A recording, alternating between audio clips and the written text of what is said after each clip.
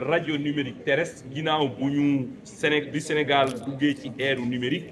ba am li nga xam ne moom mooy TNT. xam ngeen ni en 2006 l'Union internationale des télécommunications mooy banqaas mooy kuréel bi nga xam ne moom mooy saytu sur le plan international les normes yi nga xam ne moom le secteur télécommunication war a wéyee ginnaaw bu ñu saytoo ñu ne la bande 174 320 bande de fréquence la VHF boo xam ne dañ ko destiné li ñu tuddee DAB+ mooy li nga xam ne moom lañ tuddee la radio numérique terrestre ñun nag nga xam ne au Sénégal ak yeneen réew yi dañu am li ñu tuddee pénurie de fréquence parce que tey jii boo bëggoon am fréquence bu libre dans les grandes agglomérations du mel ni Dakar du mel ni Thiès ay jafe-jafe yu bëri ngay am looloo waraloon en 2021 l'UAT mooy Union africaine des télécommunications ak l'UIT ñu bokk xalaat lancer benn projet benn étude pour xool ndax mun nañu yokk li nga xam ne moom mooy bande de fréquence yi pour faire une extension mais malheureusement étude yooyu mujjul antu parce que dafa am ay chevauchement yu bëri yoo xam ne constaté nañ ko digganteeg li nga xam ne moom la ñu bëggoon def ak li nga xam ne moom moo am si la ñu jàpp ni bien sûr ñun avant loolu jàppoon nañ ko si la ñu jàpp ni Sénégal war na am li nga xam ne moom mooy TNT à l'instar des pays européens RNT bi mooy ñu am li nga xam ne moom mooy radio numérique terrestre boo xam ne dañuy jógee ci li nga xam ne moom mooy analogique ci wàllu rajo dem ci numérique ci wàllu rajo comme ni ñuy jógee ci analogique ci wàllu télé dem ci numérique ci wàllu télé ci wàllu rajo loolu nag daf ñuy permettre xam nga bu fekkente ni ñu ngi ci ay rajo bu nekk dafa am fréquence bu ñu koy déggee bu ñu koy jox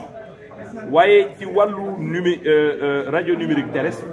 dañuy am benn fréquence boo xam ne ak benn émetteur ak benn multiplexeur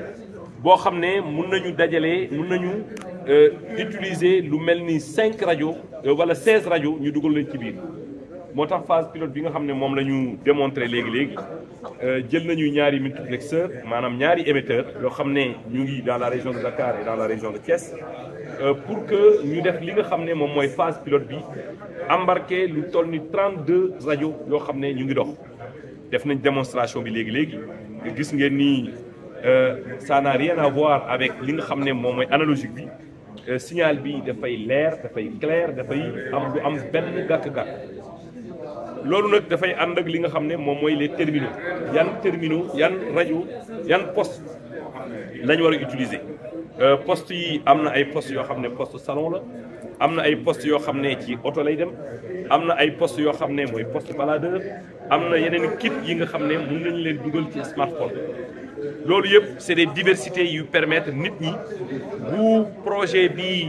buñ ko lawalee ci réew mi yëpp ñu mën a def li nga xam ne moom mooy radio numérique terrestre Sénégal dootul am benn jafe-jafe ci wàllu pénurie li nga xam ne moom mooy ci wàllu radiodiffusion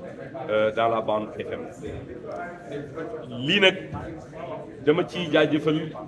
le ministère bi nga xam ne moom moo yore secteur bi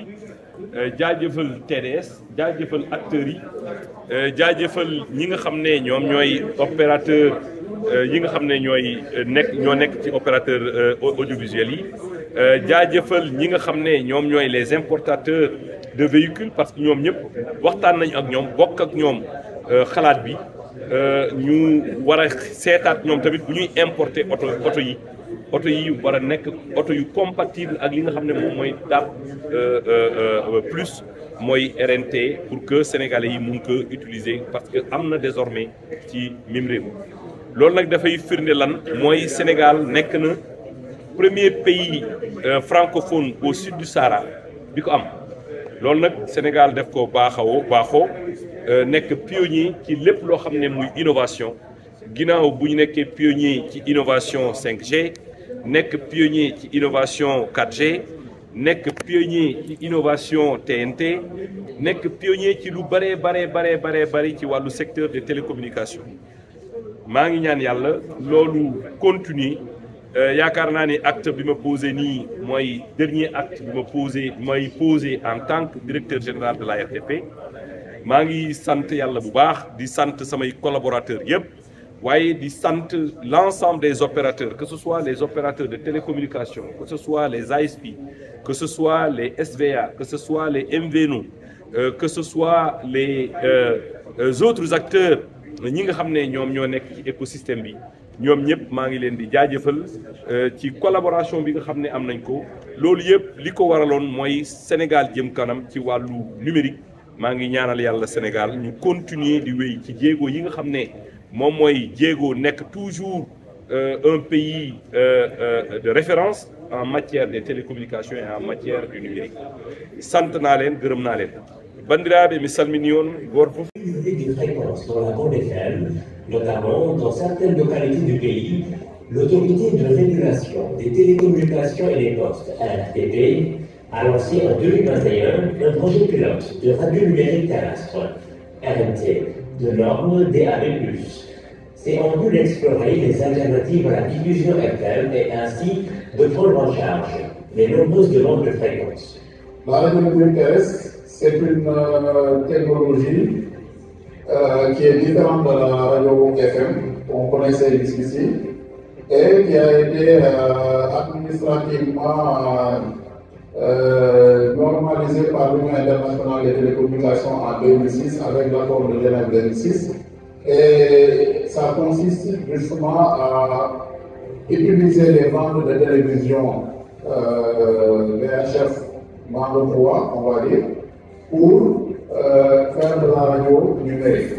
C'est quoi la radio numérique? La radio numérique, c'est que au lieu d'utiliser une fréquence pour chaque éditeur ou chaque service, comme on dit, il s'agit d'utiliser une fréquence pour plusieurs radios, pour plusieurs services, plusieurs éditeurs. Le projet pilote RNT inclut les éléments de la chaîne de valeur que sont la collecte des signaux auprès des éditeurs de programmes, le transport, le multiplexage, la diffusion, la réception et la supervision.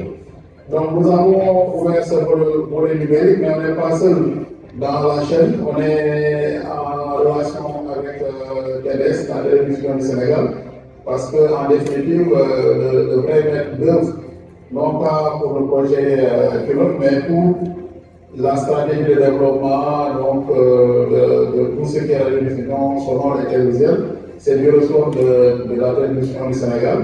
Donc au total, nous avons 32 chaînes qui sont collectées, qui se retrouvent au niveau de la tête de réseau et nous générons des flux de transport qui sont injectés sur les émetteurs pour faire la diffusion. Donc on a au total 32 chaînes FM aujourd'hui qu'on a converti en DAB, Digital Audio Broadcasting, DAB+, même. Avantage de la RNT par rapport à la radio FM. Meilleure réception et meilleure qualité du son, plus de programmes et nouveaux contenus horaires, portabilité et mobilité améliorée, interactivité, meilleure efficacité d'utilisation du spectre, couverture supérieure à celle de la bande FM. Au niveau de la réception, nous avons acquis des kits de réception fixe, des kits de réception mobile qu'on installe dans les véhicules, des kits de réception portatifs,